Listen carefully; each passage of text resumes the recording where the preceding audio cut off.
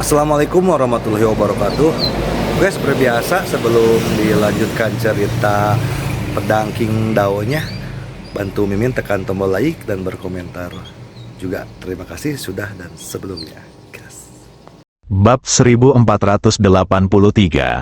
Membunuhmu tampaknya tidak apa-apa. Di lapangan, semua orang melihat ke arah istana. Seorang pria perlahan berjalan keluar dari pintu istana yang terbuka.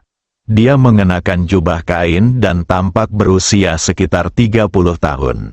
Dia sangat sederhana dan elegan. Ketika mereka melihat pria ini, wajah Fantian dan yang lainnya langsung berubah. Mereka semua berlutut dan berkata dengan penuh semangat, "Guru." Menguasai orang luar waktu itu, dia juga satu-satunya orang luar di seluruh jagat raya utama. Melihat pria di depan mereka, Fantian dan yang lainnya sangat gembira. Mata Dao Xiao dipenuhi air mata. Dia berkata dengan sedih, "Tuan, mereka menindas kita. Mereka menindas kita." Setiap orang, pria itu berjalan keluar perlahan-lahan. Dia menatap kedalaman galaksi, dan ekspresi seolah berada di dunia lain muncul di wajahnya. Sesaat kemudian, dia menatap Dao Xiao yang sudah menangis. Ketika dia melihat Dao Xiao, dia seperti teringat masa lalu, dan matanya mulai menjadi jernih. Dia tersenyum dan berkata, "Mengapa kamu masih cengeng seperti sebelumnya?" Mendengar perkataan pria itu, Dao Xiao menyeka air matanya dan berkata dengan suara tersedak, "Tuan, Anda akhirnya kembali." Alasan mereka memilih pemilik pena Dadao adalah karena pemilik pena Dadao berjanji akan membantu tuannya kembali.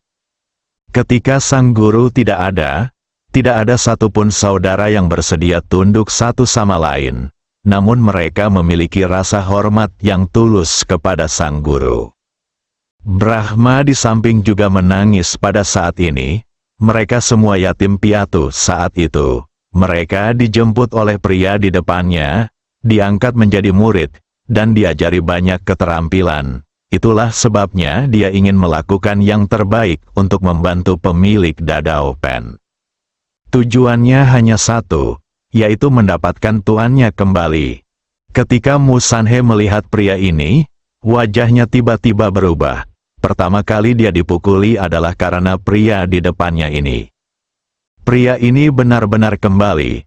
Mu Sanhe tanpa sadar mencondongkan tubuhnya mendekati Ye Guan. Dia telah melarikan diri dari penjara, dan akan sangat menyakitkan jika dia dikurung lagi.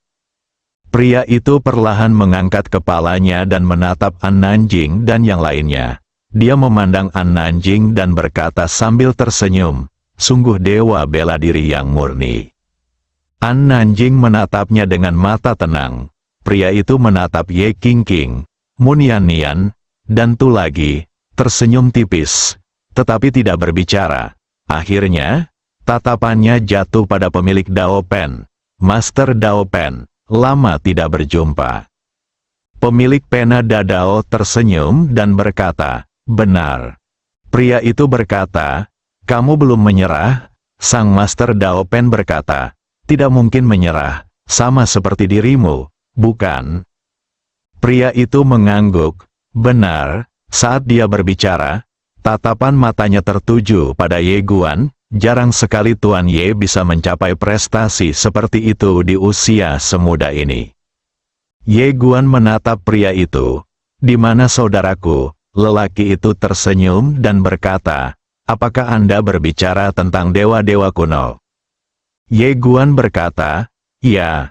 Pria itu tersenyum dan berkata, "Dia pergi ke suatu tempat yang seharusnya dia kunjungi." Ye Guan mengerutkan kening.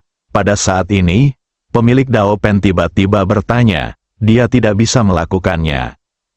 Pria itu menggelengkan kepalanya.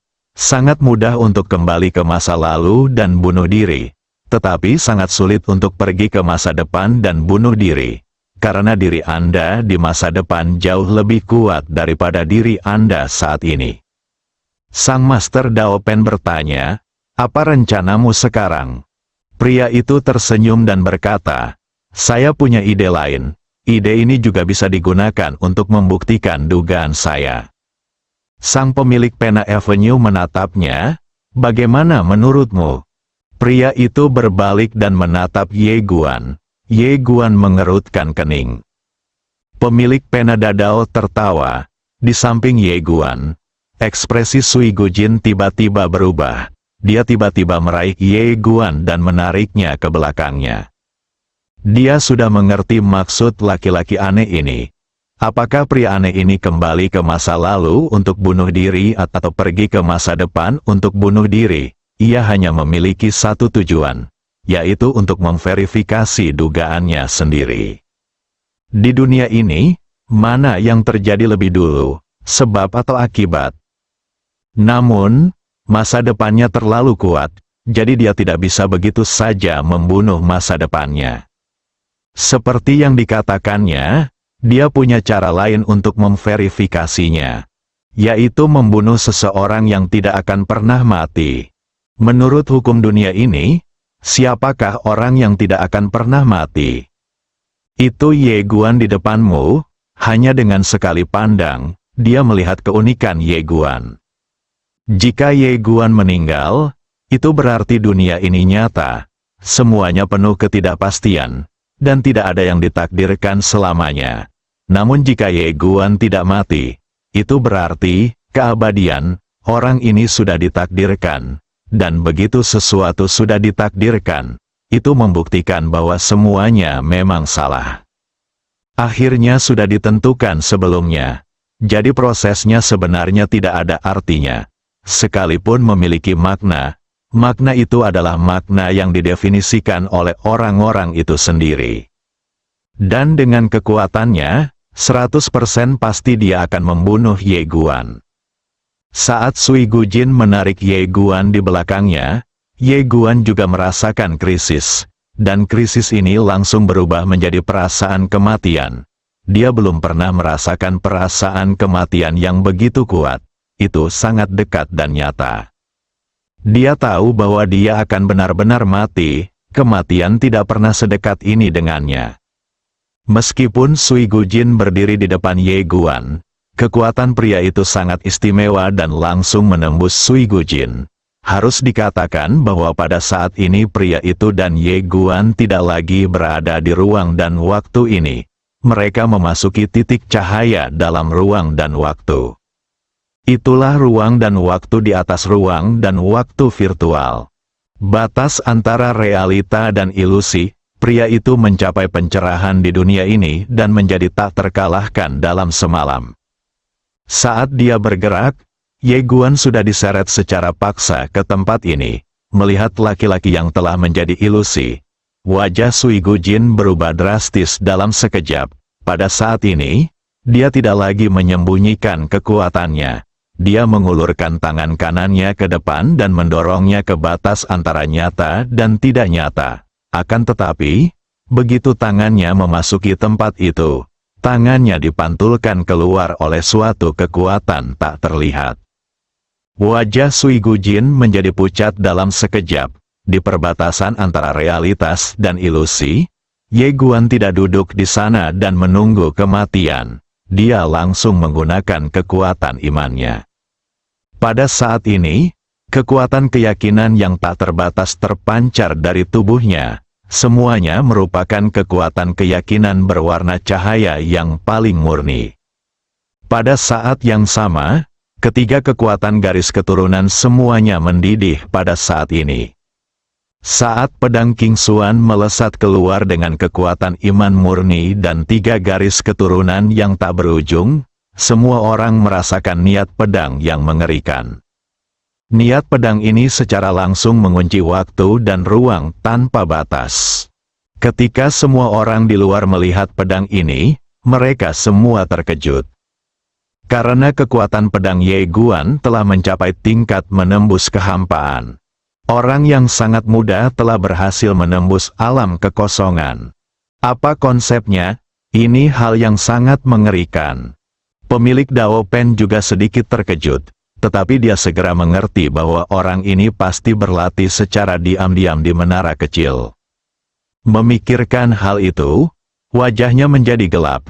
Orang ini mulai belajar menjadi pintar sekarang, dan mulai tahu cara memanfaatkan menara kecil itu. Untungnya, dia tidak diberi terlalu banyak waktu.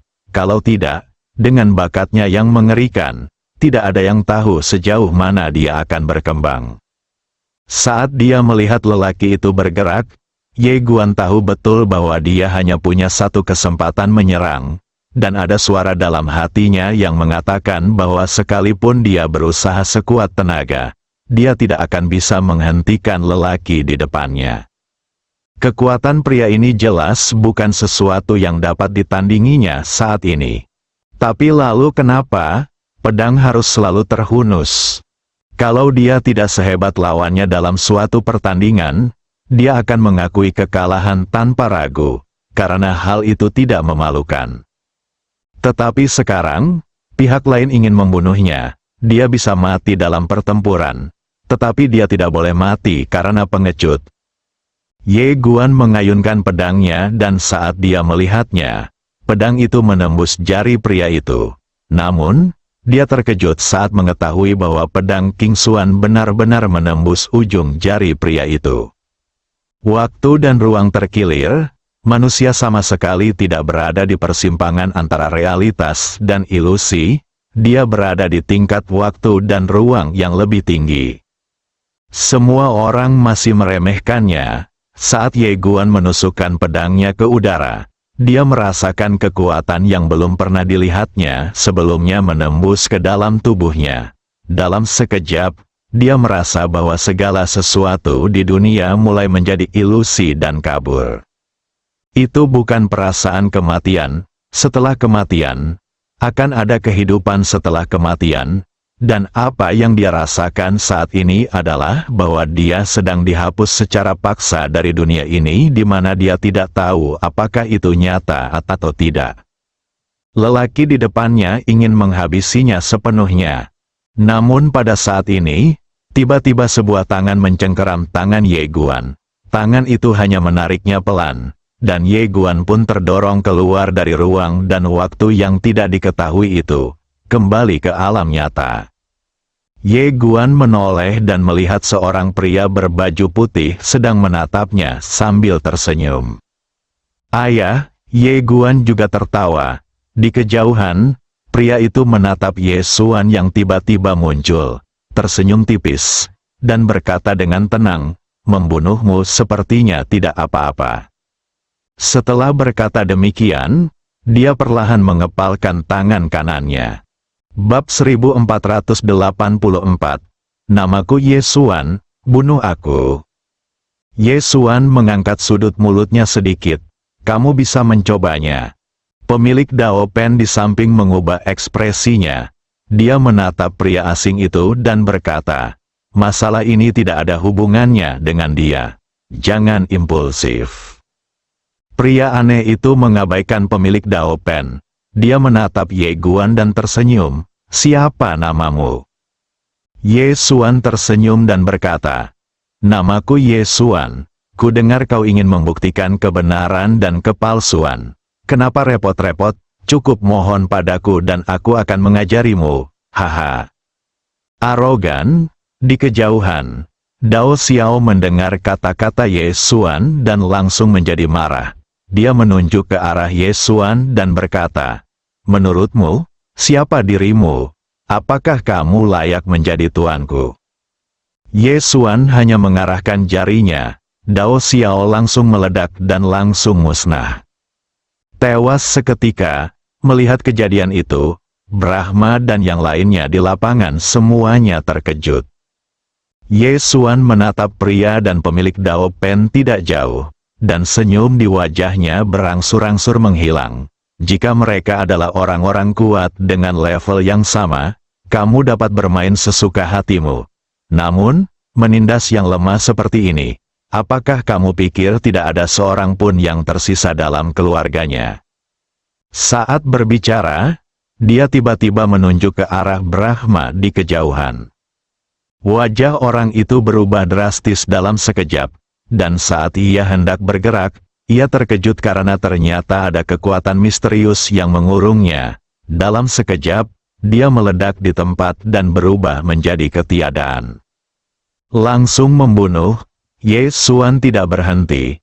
Dia menunjuk orang-orang di belakang pria itu satu per satu. Setiap kali dia menunjuk seseorang, satu orang akan langsung musnah. Tetap saja, pembunuhan cepat, tidak seorang pun memiliki kekuatan untuk melawan. Dalam sekejap, semua prajurit top yang dibawa oleh Master Pena Dao Agung terbunuh.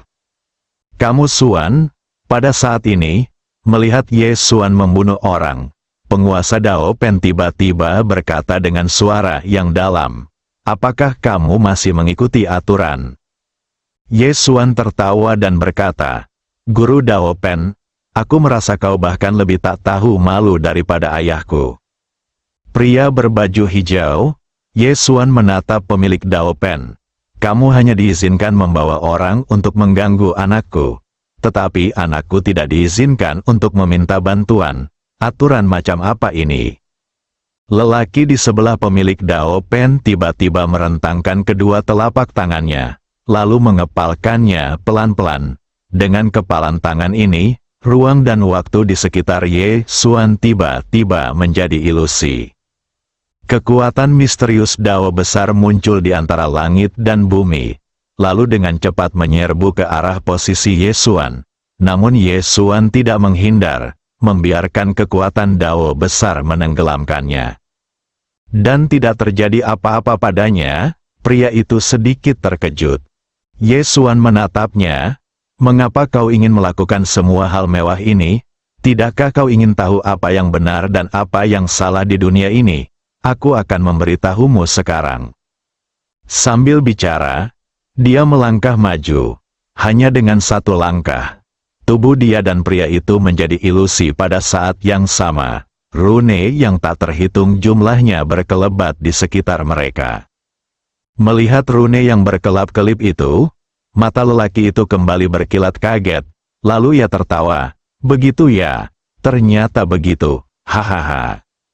Begitu dia selesai bicara, auranya tiba-tiba melonjak liar. Terobosan, pada saat ini, dia benar-benar berhasil menerobos. Semua orang agak bingung. Pemilik Dao Pen juga sedikit bingung. Tetapi tak lama kemudian, dia sepertinya teringat sesuatu, dan wajahnya tiba-tiba berubah. "Ye Xuan, kamu orang yang tidak tahu malu. Kamu." Ye Xuan mengabaikannya begitu saja. Pemilik Dao Pen sangat marah hingga dia tidak mempedulikan hal lain dan langsung meninju Ye Xuan. Ini mendesak, Ye Xuan melambaikan lengan bajunya, dan kekuatan pemilik Dao Pen langsung hancur. Ye Xuan mengabaikan pemilik Dao Pen yang agak jengkel dan menatap pria itu dengan tenang. Aura pria itu masih bergejolak liar dan semakin kuat. Terobosan yang dilakukan pihak lain ini merupakan terobosan yang luar biasa. Awalnya, lawannya hanya Wuxu. Tetapi sekarang, lawannya bukan lagi Wuxu, melainkan Touzen. Ada perbedaan besar antara ini dan lainnya. Ye Guan sedikit bingung, karena dia merasa bahwa ayahnya membantu pria aneh ini untuk menerobos. Kekuatan pria aneh ini sebenarnya sangat mengerikan dan tak terkalahkan, jika dia berhasil menerobos lagi. Ekspresi Ye Guan tak dapat dielakkan menjadi sedikit serius. Di sampingnya, Sui Gujin juga menatap Ye Xuan dan pria aneh itu. Dia banyak berpikir, dan tidak seorang pun tahu apa yang sedang dipikirkannya, tetapi senyum muncul di wajahnya. Pemilik kuas besar itu tampak semakin tidak senang. Pada saat ini, pria aneh itu tiba-tiba menatap Ye Xuan dan tertawa. "Saya harus berterima kasih kepada Anda. Ini benar-benar memecahkan keraguan saya selama bertahun-tahun." Ye Xuan berkata dengan tenang, "Lalu bagaimana caramu berterima kasih padaku?" Pria aneh itu tersenyum dan berkata, "Saya harus berterima kasih padamu, bukan?" Ye Xuan mengangguk. "Ya." Lelaki aneh itu tersenyum dan berkata, "Aku telah memisahkan 3 periode dalam diriku, yaitu masa lalu, masa kini, dan masa depan. ketika aku melakukan ini, aku telah memperhitungkan segalanya, termasuk bagaimana aku akan menerobos di masa depan, untuk mencegah diriku menerobos di masa depan. Aku, saat itu benar-benar bersusah payah. Tentu saja, tidak memalukan untuk kalah dari diriku sendiri. Yesuan berkata, itu tidak dianggap kerugian. Bagaimana menurutmu? Lelaki aneh itu berkata, bagi saya di masa depan, tidak. Harus dikatakan bahwa saya, yang sekarang, bagi saya, yang sekarang memang sebuah kerugian. Tentu saja, seperti yang Anda katakan, bagi saya, secara keseluruhan, itu bukanlah sebuah kerugian. Saat dia berbicara, energi misterius terpancar dari tubuhnya dan kemudian menghilang antara langit dan bumi. Saat energi misterius itu menghilang, matanya perlahan menjadi bingung. Meskipun ia kini telah memperoleh kebenaran yang selama ini ia kejar, mimpinya memang hancur. Seperti halnya seseorang yang menekuni ilmu pengetahuan sepanjang hidupnya. Namun suatu hari ia mencapai ujung jalannya dan menemukan bahwa ujung dari ilmu pengetahuan adalah teologi. Semuanya seperti mimpi, pria aneh itu tertawa. Pada saat terakhir, tidak ada kekecewaan atau penyesalan di matanya, hanya ketenangan. Dan di atas kepalanya, energinya telah menghilang. Itulah kesadarannya, kesadaran saat ini. Setelah kesadarannya pada saat itu benar-benar menghilang, matanya yang awalnya mati menjadi agak linglung lagi, dan kemudian, matanya mulai mendapatkan kembali warnanya. Tak lama kemudian, dia tiba-tiba menatap Ye Guan yang berada tidak jauh darinya, dan berkata dengan heran, "Kakak Ye." Saudara Ye, mendengar suara ini, Ye Guan tertawa. Tepat seperti dugaannya, ayahnya membantu pria aneh itu menerobos untuk suatu tujuan, dan tujuan itu adalah untuk menyingkirkan masa depan dan mempertahankan masa lalu. Dan siapa orangnya di masa lalu? Saudara Dewa Tua. Ubah musuh menjadi teman dalam sekejap, Ye Guan tertawa. Di kejauhan, pemilik pena Dadao memiliki ekspresi tenang yang tak terduga di wajahnya. Dewa tua itu perlahan berjalan mendekati Ye Guan dan berkata sambil tersenyum, "Saudara Ye, aku pergi dulu." Ye Guan sedikit penasaran, "Kita mau kemana?" Dewa tua itu berbisik, "Carilah makna kehidupan." Ye menatapnya tanpa berkata apa-apa. Dewa tua itu merentangkan telapak tangannya, dan sebuah buku kuno muncul dari telapak tangannya. Sutra Mendobrak Tembok, dan ini adalah buku lengkap tentang menerobos tembok. Dewa tua itu menyerahkan Sutra Mendobrak Tembok yang lengkap kepada Ye Guan. Ini mungkin berguna bagimu. Ye Guan tidak menolak. Dia mengambil Sutra Mendobrak Tembok dan berkata, "Saudaraku, kamu sekarang." Dewa tua itu tersenyum dan berkata, "Aku sudah mati. Yang berdiri di hadapanmu sekarang adalah aku dari masa lalu. Namun, ayahmu mengizinkanku untuk menyimpan memori tentang diriku dari masa lalu. Jadi aku tetap menjadi pemenang terakhir." Pemilik pena Dadao tiba-tiba berkata, "Dialah orang yang selalu kamu pilih." Dewa tua itu menoleh ke arah pemilik pena Avenue, yang menatapnya tajam, "Kau memilihnya sejak awal." Dewa tua itu tersenyum dan berkata, "Kau terlalu banyak berpikir, aku tidak memilihnya." Pemilik pena Dadao mengerutkan kening. Dewa tua itu menggelengkan kepalanya sedikit. "Kalian semua yang kalian lakukan sudah direncanakan dan diperhitungkan. Dan mungkin kalian tidak menyangka bahwa bagi sebagian orang, hidup yang sesungguhnya adalah hal yang paling penting." Pemilik Dao Pen menatap dewa tua itu tanpa mengucapkan sepatah kata pun. Dewa tua itu menoleh ke arah Ye Guan dan tersenyum. "Kakak Ye dan aku saling kenal dan memiliki hubungan yang baik. Alasannya adalah karena kami berdua bersikeras menjadi diri sendiri dan kami memiliki batasan sendiri. Ye Guan tersenyum dan berkata, "Ya, Sang Master Dao Pen mencibir, jika kau ngotot menjadi dirimu sendiri, lalu untuk apa repot-repot melakukan semua ini?" Dewa tua itu berkata, "Mengejar hal-hal ini tidak bertentangan dengan menjadi dirimu sendiri. Bukan, lagi pula, aku tidak pernah menghitung apapun, dan aku juga tidak pernah berpartisipasi dalam permainan itu. Tujuanku selalu untuk melakukan eksperimen. Kaulah yang mengambil inisiatif untuk memaksakan diri terlibat, dan ingin menggunakan diriku di masa depan untuk menghadapi saudara Ye." Sambil berbicara, dia menggelengkan kepalanya dan berkata, "Tentu saja, tidak ada gunanya mengkhawatirkan hal ini sekarang."